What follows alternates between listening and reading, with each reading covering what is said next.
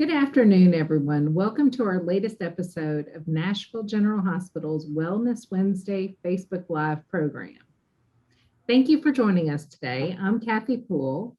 And I'm Kaylin Harris. Our goal of Wellness Wednesdays is to introduce you to Nashville General Hospital experts, have them share information vital to your health and wellness, and give you the opportunity to ask questions during their presentation. Today's guest is Wendy Sumner Alexander, PA in Nashville Healthcare Center's Ear, Nose, and Throat Division. Our ENT providers do everything from safely cleaning ears to treating infections, masses and cancers, stopping nosebleeds, and helping with allergies, thyroid nodules, voice, smell, and taste disorders. Wendy received her physician assistant's degree with honors from Rochester Institute of Technology. PAs are nationally certified providers who are taught in a medical model. They care for patients, order and interpret tests, perform procedures, assist in surgery, and sometimes go to space. Well, Wendy was not chosen by SpaceX like PA Haley Arsenault. She has provided quality health care in both hospital and private practice settings right here on Earth. Wendy's goal is to serve patients using evidence-based medicine with a compassionate spirit. She has 18 years of experience in ear, nose, and throat. Thank you, Kathy and Kaylin, for inviting me to speak on allergies this ragweed season. I thought a timely topic for today would be, is it allergies or is it COVID-19?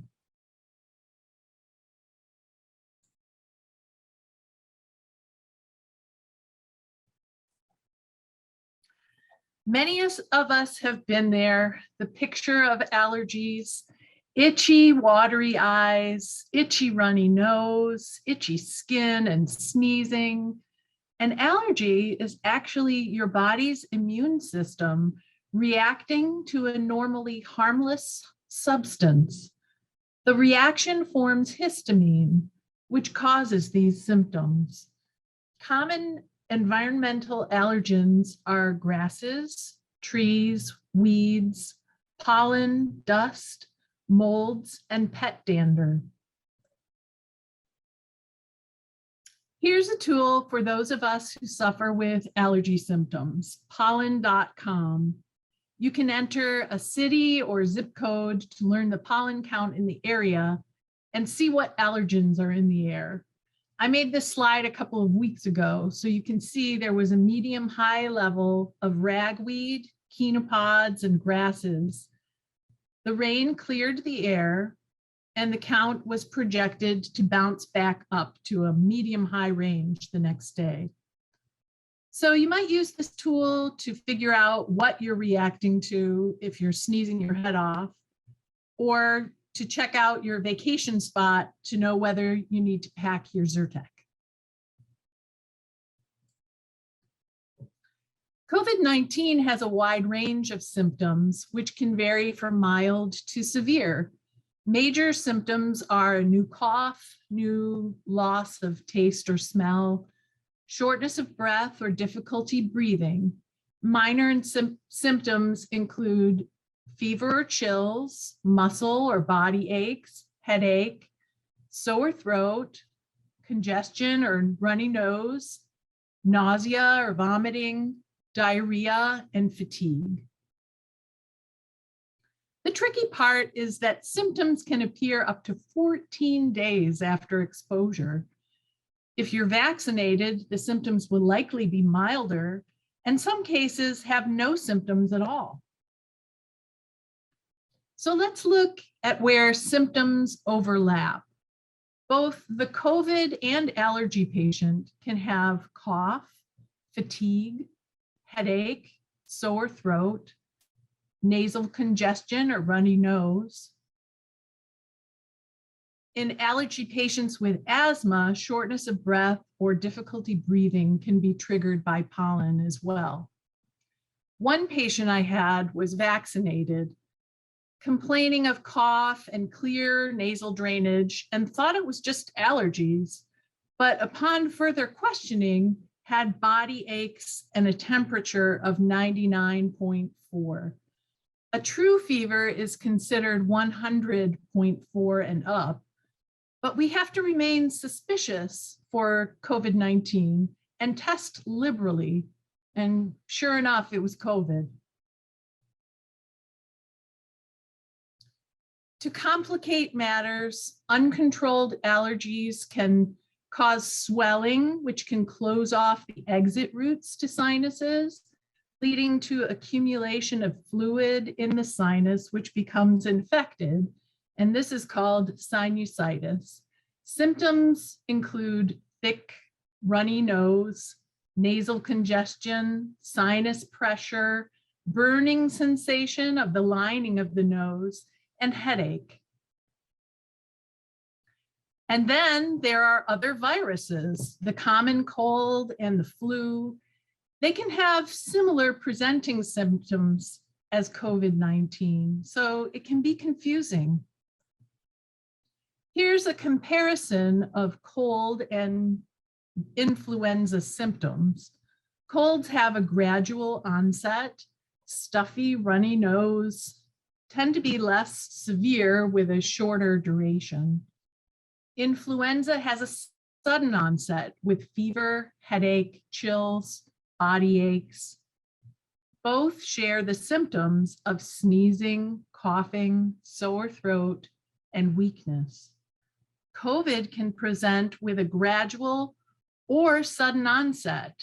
So as you can see, they also share many symptoms as COVID-19.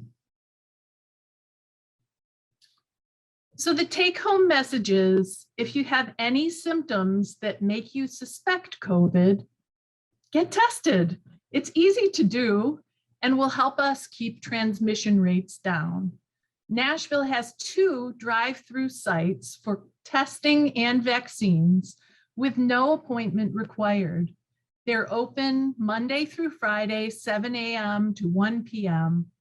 The other take-home message is that we all need to do our part to make this pandemic a thing of the past by getting vaccinated. Our hospital beds are getting filled up with unvaccinated people getting treated for COVID. So here's a great online tool to find where vaccines are available close to you. At vaccines.gov, you enter your zip code, how far you're willing to travel, and which vaccine you would like. It will show you all the places that are available, like drugstores, which vaccines they have in stock, and you can book your appointment right online. The best thing you can do to support your healthcare workers is to get vaccinated. Thank you for watching this Wellness Wednesday.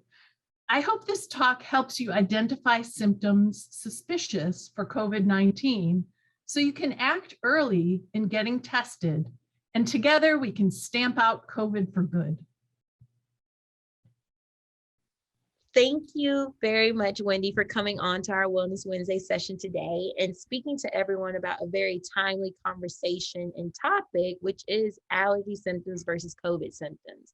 Like, you know, with us, we're at the tail in the summer and people have started going back to school. A lot of children, you know, are getting allergies, and grown-ups as well have allergies right now. And we're starting to move into flu season and the cold. So I do definitely want to give you your props, and I do really appreciate you putting pollen.com up on the screen, because I did not know at all that that was a resource that was available. Excuse me, I didn't know that was a resource that was available to everyone. So I definitely appreciate seeing that, because, you know, as we're getting ready for vacations, you get your swimsuit, you got your sunscreen, and now I can just check and see what's going to happen with my allergies when I get there. But I do want to ask, so as we're moving into flu season and we're moving into our second winter season, you know, with the COVID-19 pandemic, I do want, or really it's like third kind of, but as we move into this next winter season, are there any early recommendations that you have for someone before they start seeing those symptoms that you listed. So like, you always hear about people taking, okay, ginger, lime, and honey, or have a hot toddy, or, get plenty of rest. But like, are there any things that you as a professional can say, okay, Kaylin, these are your necessary, these are like my top 3, top 5 things I would say just to go ahead and make sure you're okay? Sure. Definitely everybody needs to get their flu shot. We actually did well last year because we were social distancing and wearing our masks, and the flu level was really low. But there's been a lot of discussion about what it will be like this season because we've started to open up more. And so definitely as a precaution, get your flu shot. And now's the season, October's the best time. As far as hot toddies go, or whatever else those other mixtures were, they're good comfort measures for temporary relief. They can be fun. But getting enough sleep is something that we really don't focus on a lot, and it's amazing what it does for your immune system. Sleeping and exercising, the basics, right? They keep you well. They make your immune system work. So do those things. 8 hours. Well, thank you. So there is the old wives' tale of eating honey in the area in which you live. Like, I've never had allergies until I moved to the great state of Tennessee. And you hear that from so many people. So obviously there's something growing in the Tennessee woods air to cause the allergy. So does the honey thing work, or is that just an old wives' tale? It's actually true. If you get local honey, it has to be pretty close by, and you're using the pollen that the bees disperse, and to expose yourself to the plants that are in the area. And that little bit of exposure can help your immune system get used to the pollen that's in the air. The reason why Nashville in particular is such a haven for allergies is because of our topography. We're a basin, so we just capture everything in the air and it lingers. And it's pretty common for people to move here and have allergy problems. What is a chenopod? Based on pollen.com. Yeah, it's a type of plant. Russian thistle is in that group of plants. Okay, I was just curious. Also, you were talking about sinusitis in one of your slides. Yes. And you had mentioned how, because so many people were social distancing and wearing masks last winter, that flu cases were actually down. Did you see an increase or a decrease in sinusitis? Because I feel like personally, I had sinus infections more in the last year than I've had my whole life. Yes, sinus infections aren't contagious the way that flu is. So it's more of a problem with your anatomy not working. Okay. So not the fact that we're wearing masks more or anything. And if allergies are worse, then that's a setup for more sinusitis.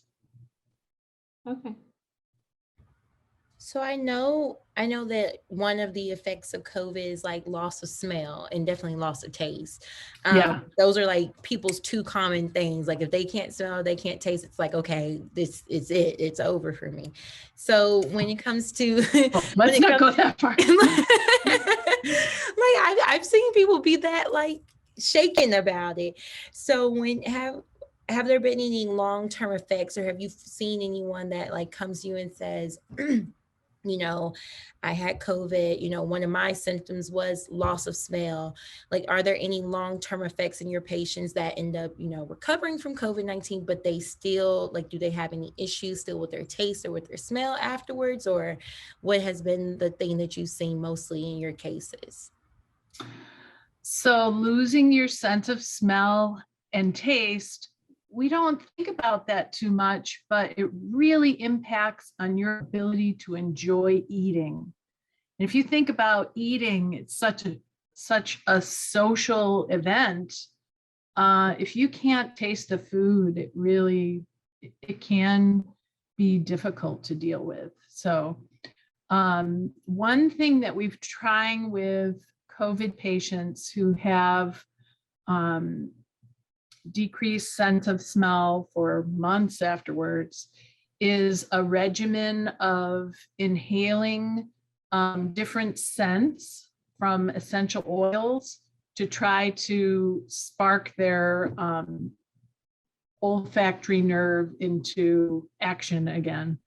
But yeah, nerves are difficult. Viruses can take out nerves, and your sense of smell, or some of them your hearing, and they repair very slowly, 1 millimeter a day. So if you do have a change in your sense of smell or taste, we would give it a whole year before we say this is going to be permanent. Oh my goodness. Okay. Well, that's something good to know. That's something definitely good to know. So, Kathy, do you have any other questions? I am good. Okay. Well, that is all the time we have for today. Thank you again, Wendy, for speaking with us. And if you, our viewers, have any additional questions or need to schedule an ENT appointment with Wendy, please call 615-341-4968.